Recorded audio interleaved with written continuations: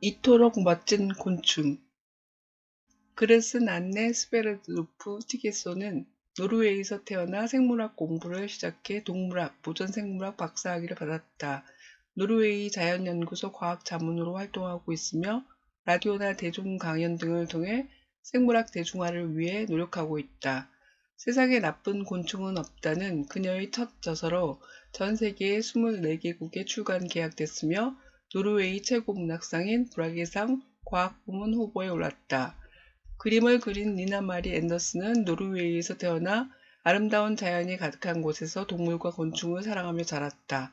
그림책을 만들고 있다.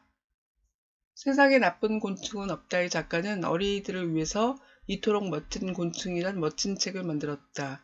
작가는 우리와 함께 지구를 나눠 쓰는 이 작은 존재들을 모든 사람들이 좋아했으면 좋겠어요 라고 말했다. 우리들이 쉽게 만날 수 있는 약 50여 종의 곤충을 설명했다. 서점에는 곤충에 관련한 도서들이 매우 많아서 무엇을 고를지 쉽지 않다. 내가 선택하는 좋은 생물 도서의 기준은 크게 5가지이다. 먼저 실물을 정확히 알 수 있는 이미지인지 확인한다. 전달하려는 의미를 잘 나타낸 사진이나 세밀화가 좋다. 멸치와 매미가 내는 소리의 차이를 알기 위해서는 어떤 부위의 마찰음인지 그 부분이 잘 보이는 이미지가 필요하다. 멸치와 매미라고 보이기만 하면 도움이 안 된다. 그래서 만화는 권하고 싶지 않다. 정확하지 않은 이미지가 많다. 과학책을 읽으면서 정확하지 않은 사실을 전달하는 것은 옳지 않다고 생각한다. 두 번째는 설명하는 개체의 분류 방식과 개체의 친숙도를 본다. 자극적이지만 매우 희귀한 개체를 소개하는 것에 비중을 많이 두는 책은 피한다. 세 번째, 지나치게 곁가지 정보를 많이 전달하는 책은 대개 산만해서 단편적인 정보만 남게 된다. 네 번째는 사용하는 언어이다. 읽은 이들이 이해할 수 있도록 어려운 개념이나 원리를 비유나 사례를 통해 친절하게 설명하는가를 본다. 개념의 난이도가 대책 없이 뒤섞여진 채로 나열된 지식은 도움이 되지 않는다. 그리고 내가 중요하게 생각하는 기준 5번째는 책을 통해 탐구로 이끄는지 여부이다. 우선 재미가 필요하다. 하지만 재미에 그치는 지식의 나열이라면 눈요기에 머물 수 있다. 왜 그럴까처럼 책을 읽으면서 스스로 질문을 하게 되는 책이 좋은 책이라고 생각한다. 좋은 책을 쓴 작가는 내용에 관한 깊이 있는 이해와 더불어 바른 세계관을 갖추고 있다. 그 기반 위에서 꼬리에 꼬리를 물며 추론을 끌어낸다면 읽는 이들은 자신도 모르게 탐구의 과정에 들어가게 될 것이다. 작가 안네 스베르드루프 티게손의 생명에 대한 철학과 곤충을 향한 열정은 책을 읽는 어린이들이 곤충에 대해 긍정적으로 바라보게 하는 힘을 갖고 있다. 또한 인과관계를 설명하는 그의 노력은 우리를 과학 탐구의 세계로 이끌어간다. 그림이 아름답다. 숫자화로 그린 곤충들의 모습은 매우 사실적이면서도 밝고 따스하다. 그림이 예뻐서 곤충이 다시 보일 정도이다. 소장하고 싶은 도서이다. 곤충은 어떤 동물인가요? 저는 곤충을 연구한 사람이에요. 곤충은 동물과 식물에게 꼭 필요할 뿐더러 사람에게도 몹시 소중해요. 곤충은 몸에 다리 6개, 날개 4개, 더듬이 2개가 달려있지요. 사람과 비교할 수 없을 만큼 작아요. 사람과 곤충의 가장 큰 차이점은 바로 뼈대예요. 곤충의 몸속에는 뼈나 척추가 없어요. 몸 바깥에 뼈대를 갖고 있어요. 곤충은 생김새가 각양각색이지만 몇 가지 공통점이 있어요. 곤충의 몸은 크게 머리, 가슴, 배 이렇게 세 부분으로 나뉘어요. 각각 특별한 임무를 맡고 있죠. 머리는 먹는 일을 도맡아 하고 가슴은 곤충의 움직임을 담당해요. 배는 먹이를 소화하고 똥을 싸고 새끼를 만들고 낳는 일을 해요. 곤충은 옆구리를 따라 숨구멍이 여러 개 있고 구멍 안쪽으로 숨관이 뻗어 들어가요. 공기가 숨관을 통해 몸속으로 들어가요. 모든 곤충은 아주 작은 알에서 깨어나면서 삶을 시작해요. 알에서 깨어난 순간부터 어른이 될 때까지 모습이 같은 불완전 변태를 하는 곤충이 있고 어렸을 때와 어른이 되었을 때의 모습이 완전히 다른 완전 변태를 하는 곤충이 있어요. 질문입니다.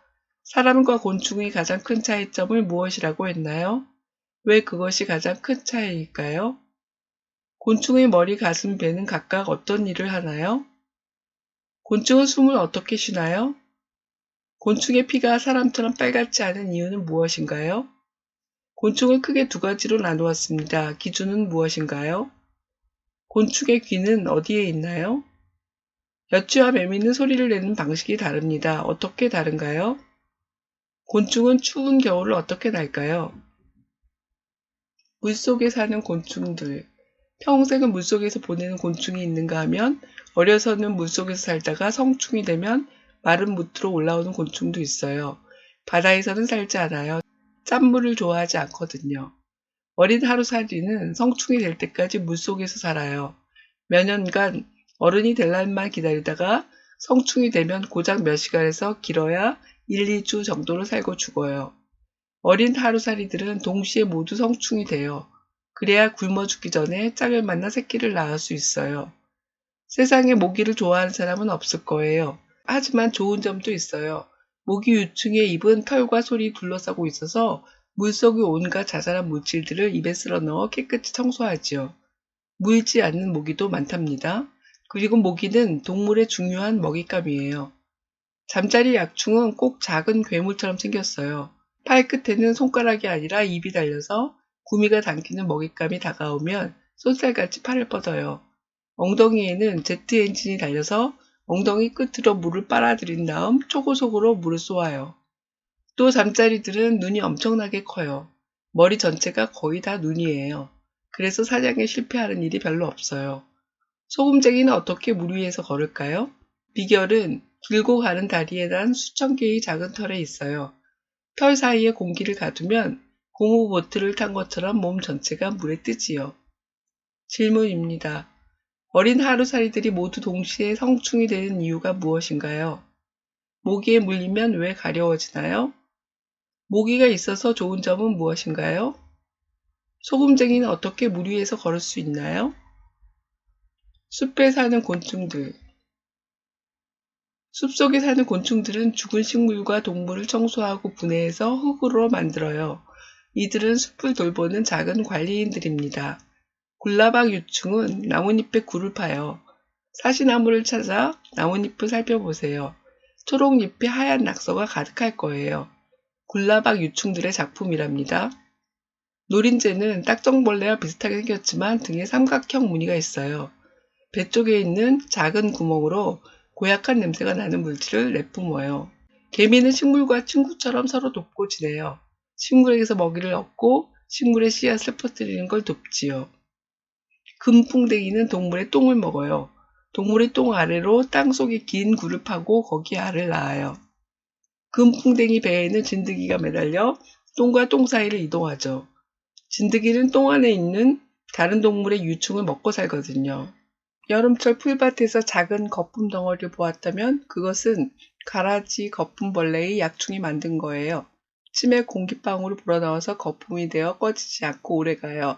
가라지 거품벌레는 제 몸보다 400배나 멀리 뛸 수 있어요. 그건 여러분이 에펠탑보다 높이 점프하는 것과 같답니다. 질문입니다. 작가는 왜 숲속에 사는 곤충들을 숲을 돌보는 관리인이라고 했나요? 노린재는 어떻게 산딸기를 먹나요? 왜 개미와 식물을 서로 돕고 지내는 친구라고 말했나요? 진드기는 금풍뎅이의 배에 매달려 삽니다. 함께 있어서 진드기와 금풍뎅이에게 좋은 점은 무엇인가요?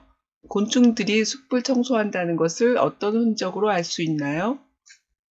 정원에 사는 곤충들. 진딧물이 너무 많이 달라붙은 식물은 잘 자라지 못해요. 진딧물은 엄청난 속도로 불어나요. 그 이유는 진딧물 암컷이 자신을 복제해 수컷이 없어도 새끼를 낳을 수 있기 때문이에요. 사람을 쏘는 말벌은 우리가 눈여겨봐야 할 벌이에요. 사람들을 성가시게 하지만 실제로는 아주 쓸모가 많거든요. 수많은 곤충들과 함께 꽃이 씨를 맺게 돕고 다른 동물들의 먹이가 돼요. 곤충은 변장 전문가들이에요. 예쁜 꽃인 척하는 곤충이 있는가 하면 새똥 흉내를 내는 곤충도 있어요. 뱀처럼 보이게 하는 애벌레도 있고 말라빠진 잔가지처럼 보이는 대벌레도 있답니다.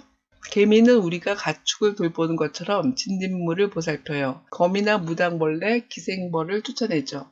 개미는 진딧물이 키우는 달콤한 감로를 얻기 때문이에요. 개미 왕국의 거의 모든 개미가 암컷이에요. 개미 여왕은 1년에 딱 한 차례 수컷으로 태어날 알을 낳아요. 수컷 개미가 자라면 날개가 달려요.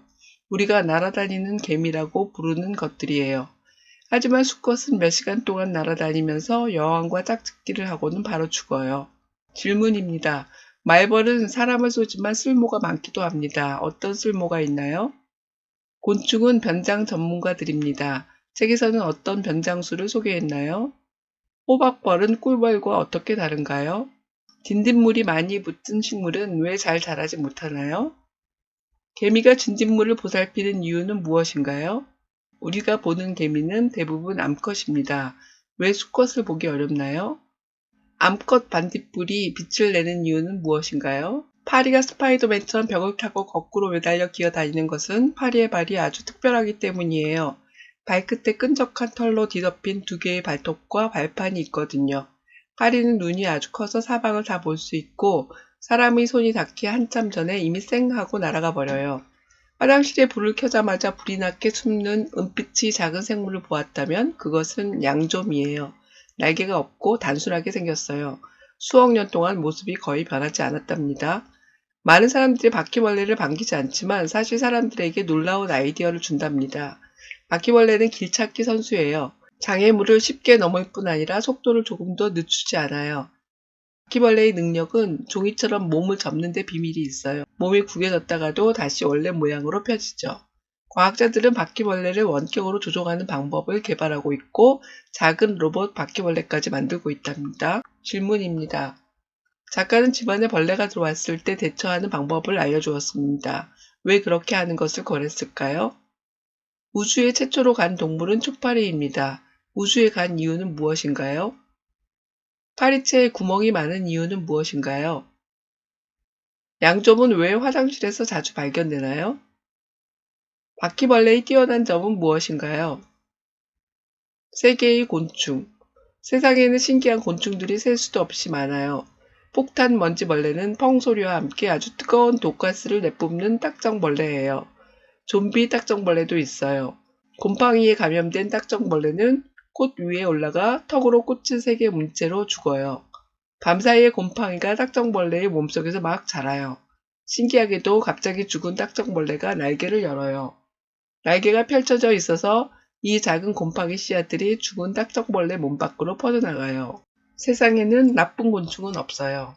질문입니다. 책에 소개된 곤충 중에서 가장 신기한 것은 무엇이었나요? 왜 그런가요? 곤충이 다른 곤충을 좀비로 만든 예를 들어보세요. 세상에 나쁜 곤충은 없어요. 곤충은 사람에게 꿀벌, 밀랍, 염료 같은 유용한 것들을 많이 준답니다. 그리고 우리가 미처 생각하지 못한 많은 일들을 해요. 자연을 청소하고 도시에서도 음식물 쓰레기를 먹어치우는 관리인들이에요. 다른 큰 동물들의 먹이로도 아주 중요해요.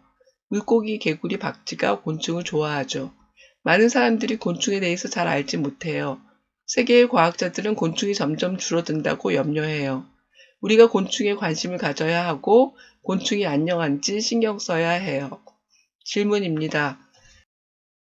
왜 과학자들은 곤충이 줄어드는 것을 염려할까요? 세상에 나쁜 곤충은 없다. 곤충이 나쁘고 좋다는 것은 무엇을 기준으로 판단하는 것인가요? 징그럽고 더럽다고 생각한 곤충에 대해 새롭게 바라볼 수 있게 된다. 책을 읽으면 저절로 궁금한 점들이 생긴다. 과학, 특히 생물에 대한 흥미와 탐구를 끌어올릴 수 있다.